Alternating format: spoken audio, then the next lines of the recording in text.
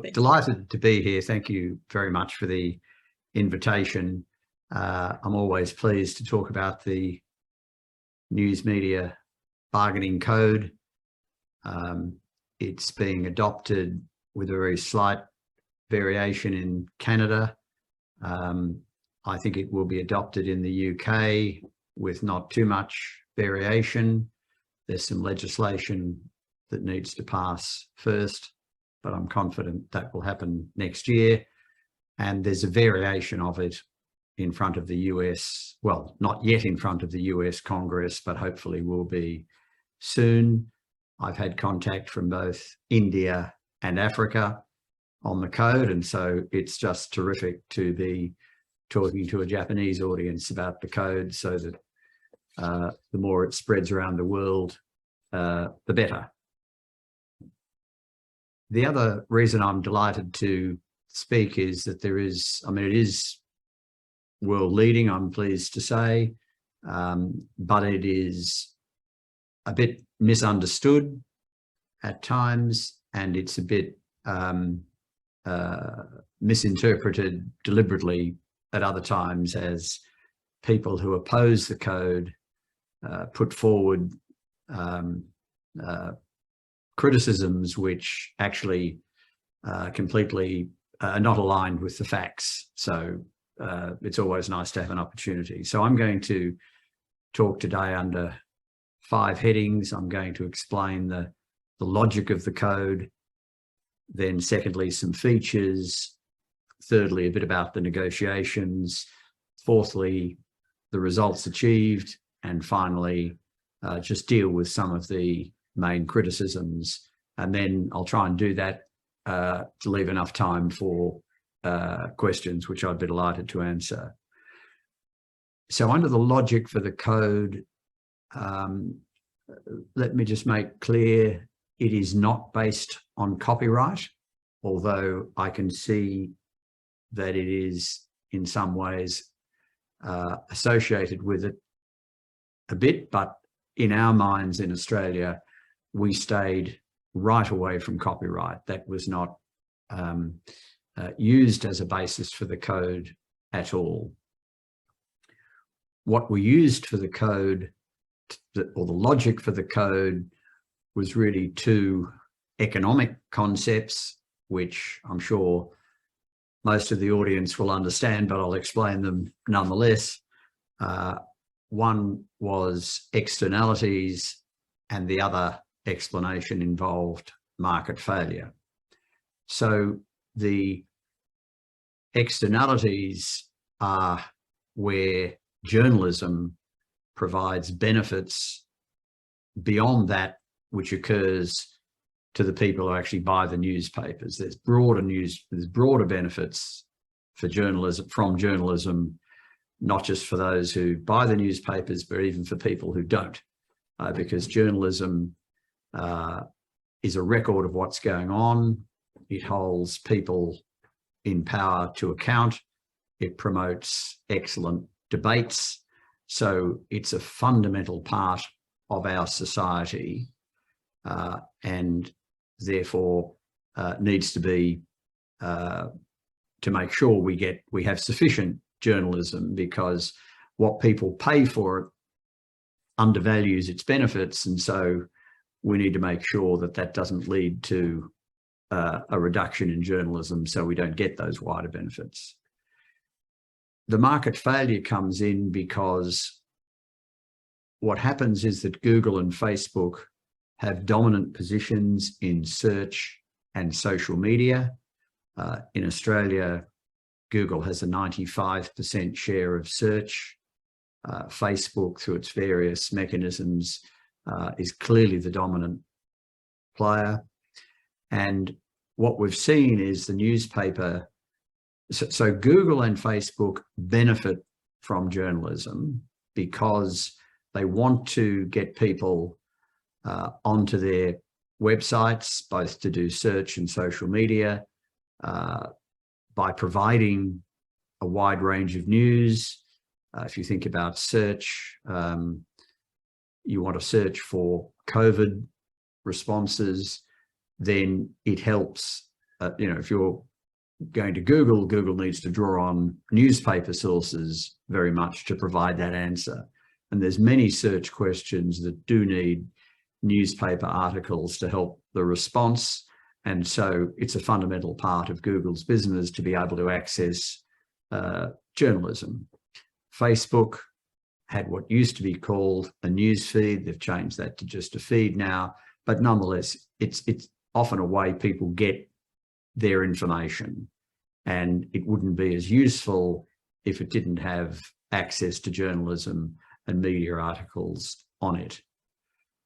Now, in a normal world, as we know, Google and Facebook don't charge users to access their services. What they do is collect their data and then make money from targeted advertising. So the more people looking on Google for search and using Facebook for social media, the more money Google and Facebook make, and they are very successful commercial enterprises. The problem is that Google and Facebook have such market power. They need some journalism, but they don't need it all. And so they're able to say, when media outlets want to get paid for the content that's being used, they've previously just been told to go away, there's no payment going to be made. And Google and Facebook can do that because they don't need any particular media organization. As long as they've got some, that's good enough for them. When you look at it from the news media organizations, businesses, they all need to be on Google and Facebook. So you have this market power where Google and Facebook only need some media, but all media needs Google and Facebook. That means you can't have a commercial negotiation. You're essentially negotiating with a monopoly who completely sets the terms. In this case, Google says, I'm paying you nothing.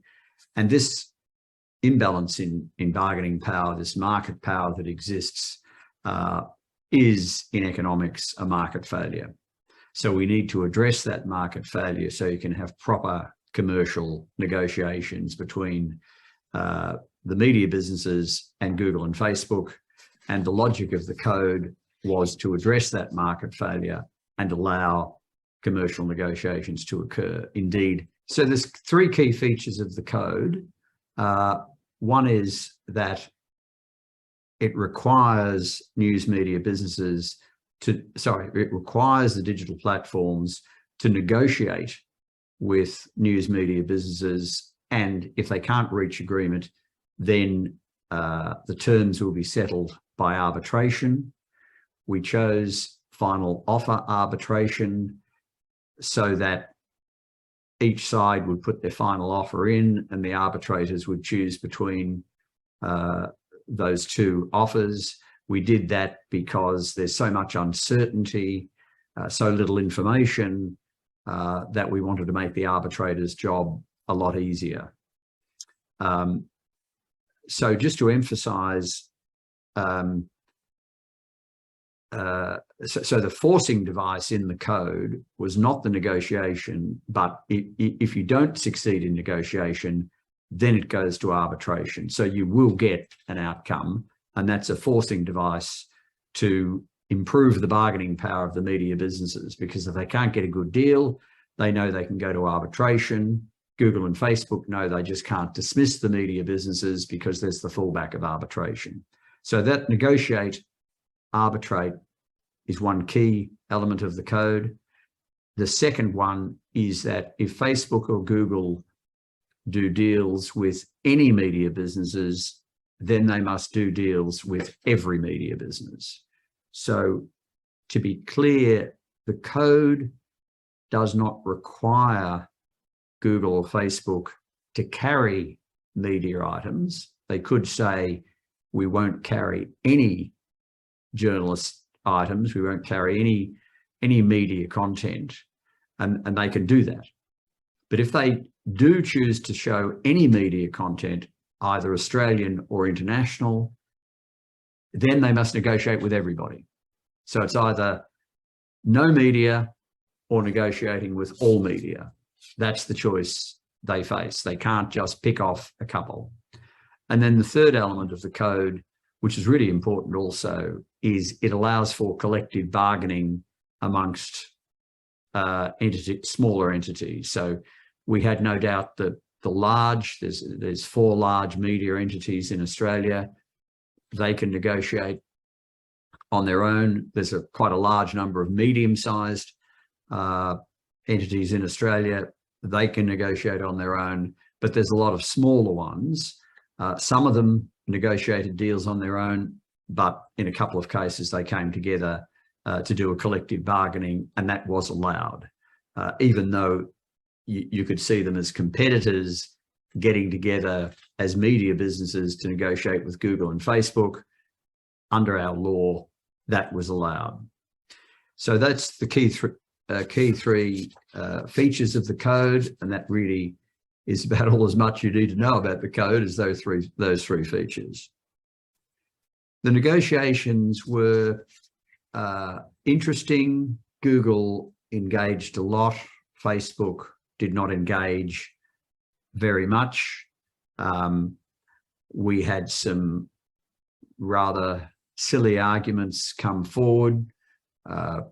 One was from Google that said the code is terrible. Large companies will take over the internet. Now, just think about that for a minute. The media companies in Australia, even the largest of them, is considerably less than 1% of the size of Google. So the large company here is Google, not the media companies. And of course, Facebook and Google do control your connection to the internet. So yes, there's big companies controlling your link to the internet. They're called Google and Facebook. So it's a very strange argument for Google and Facebook to run. And then they said, well, at the moment you can link freely to the internet, and this will somehow interrupt your free connection with the internet. That is to say, it will influence what you get shown.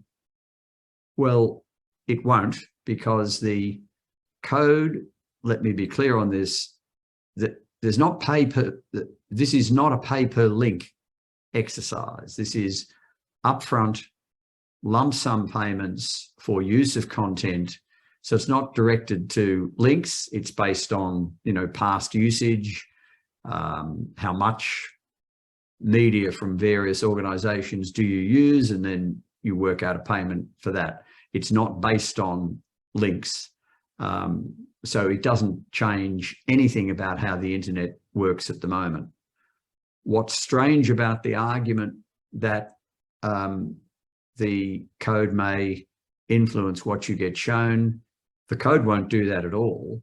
But of course, what you get shown when you're searching for something is what Google's algorithm wants you to see.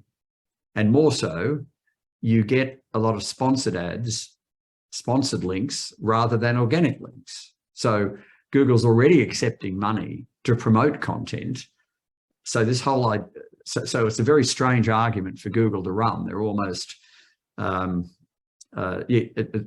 really doesn't work from their point of view. But the code has no influence over what you're going to see. It's just payment for the benefit Google and Facebook get. Now, we had some interesting experiences here. Google threatened to withdraw from Australia. That's a very interesting story in itself. The head of Google in Australia made that threat on a Friday in front of a Senate committee. She gave birth to a baby the day after.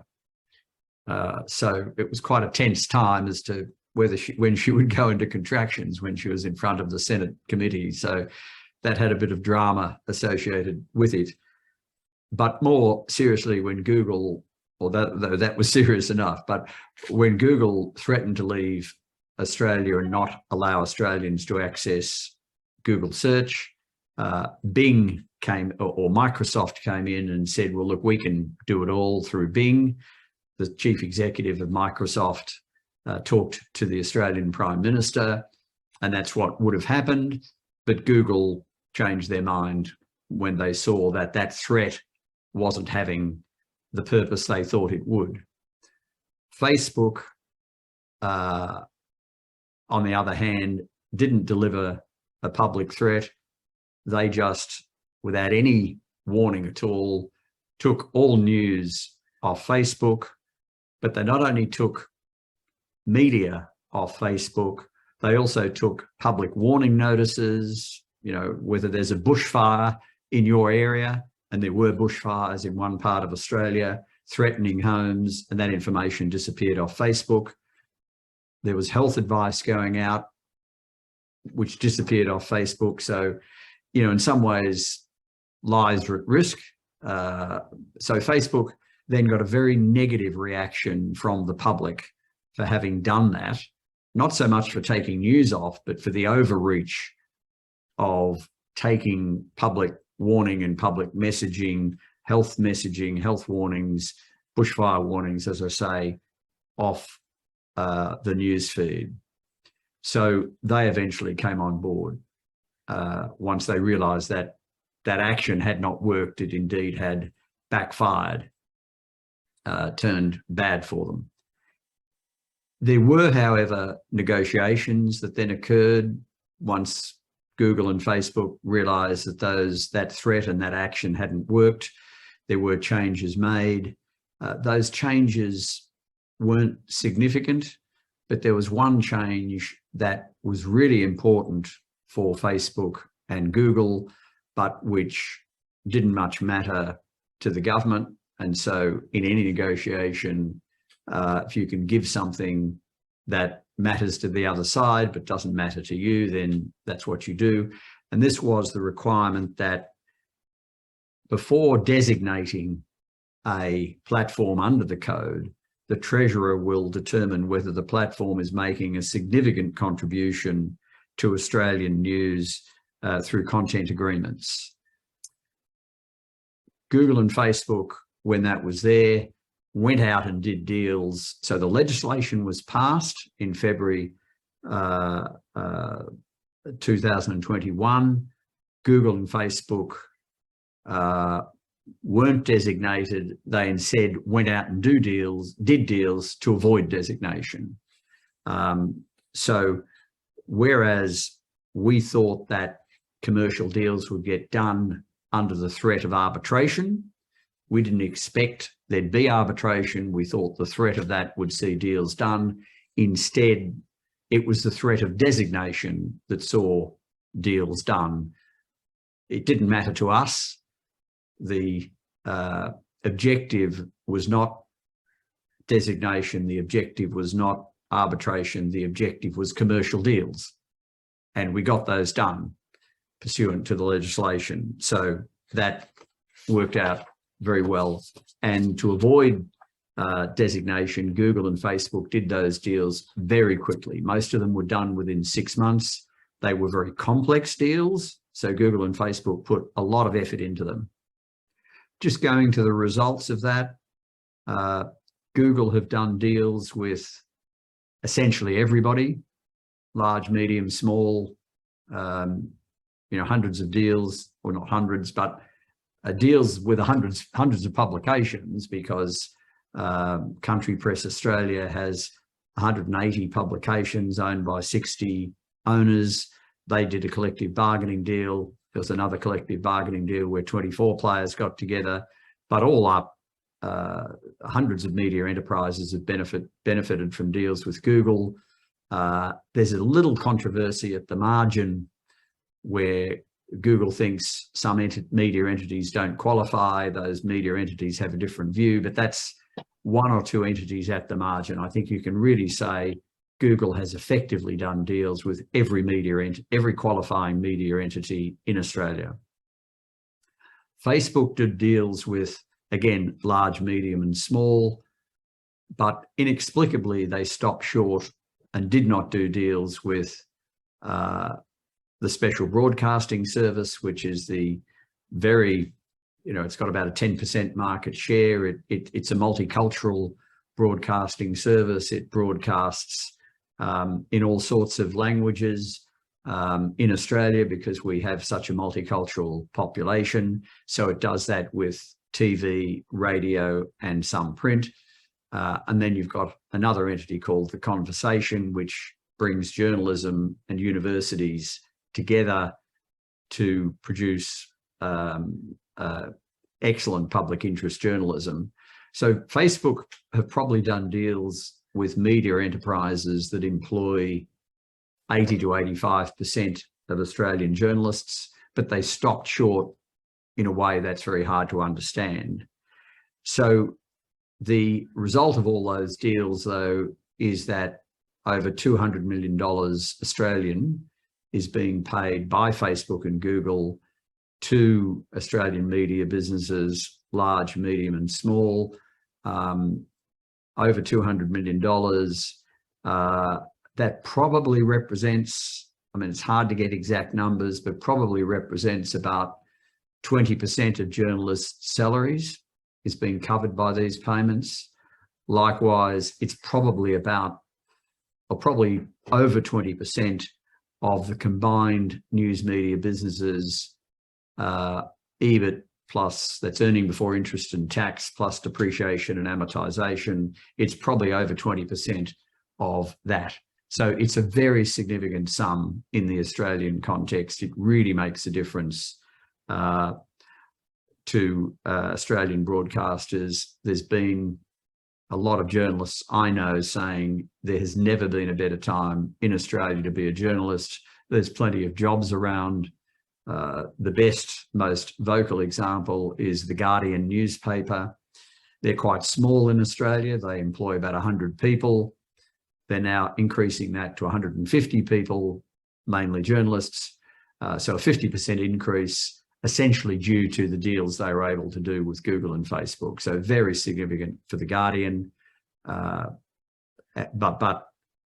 had different effects with a whole range of different organisations, but has certainly underpinned the economic health of journalism and has meant there's many more jobs for journalists.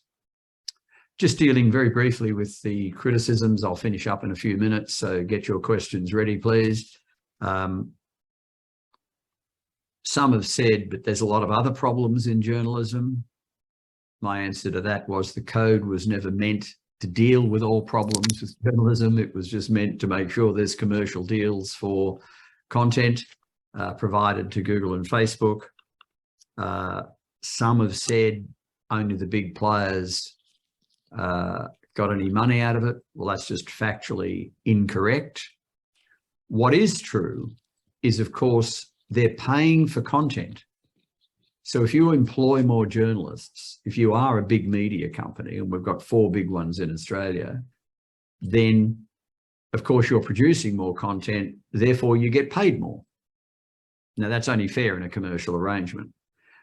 But what is true also is that on a per journalist basis, the smaller entities got more money per journalist employed than the bigger companies. Now that's not surprising because some of these entities are so small, they only employ about 3 journalists, and that yet they got a certain sum of money, and per journalist, that was a lot more than what the bigger ones got. So large, medium, and small have all benefited from the code. There are 2 issues that have come up. People say there's not enough transparency about the deals, both in terms of, you know, how much money was paid and what was done with the money. And I guess that's a fair point in a way. I strongly believe, let me make 2 points. I strongly believe that you cannot make the commercial deals public, because these are deals done between Google and Facebook on the one side and media companies on the other. They're complex deals. They deal with commercially sensitive information. And so you just would not expect those deals normally to be made public. But what the Canadians are doing, which I think is very clever, is they are requiring the entities who do the deals to let their telecommunications regulator, I think it is, but it's called something like the CFTC. I'm sorry, I should have this at my fingertips, but I don't. But they will get told the information and then they will release to the public a summary of all that information. So at the moment, you're hearing there's over $200 million paid to media companies. You're hearing that from me because myself and the ACCC phoned everybody, and we found out what the deals were worth. Not precisely, because that was commercial in confidence, but we sort of said, was it within this range and all the rest? And so we're able now to speak with complete confidence, absolutely sure that the amount of money is over $200 million. I think probably well over. But that's a very informal mechanism. So the Canadians have said, no, formalise that.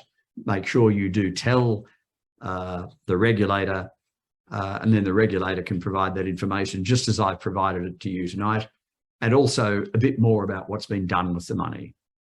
So those are two improvements in the Canadian legislation, which I think is sensible. I don't think, ours has still worked very well, because the reason why I'm so pleased with the code is the objective was commercial negotiations, and every media company CEO I've spoken to are very happy with the deals they've got.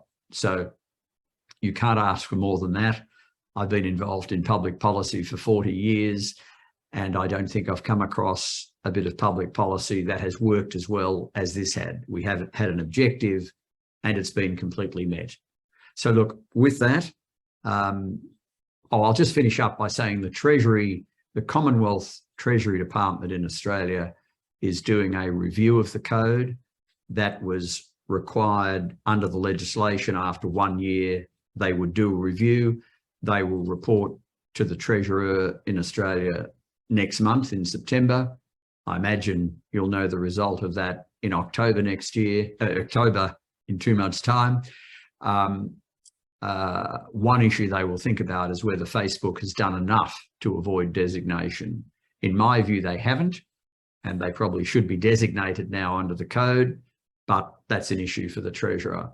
They might also pick up some of the Canadian suggestions about transparency, which I've just mentioned to you as well. So that will be interesting to see where they come out with that. But look, with that, I'll close there and leave time for any questions.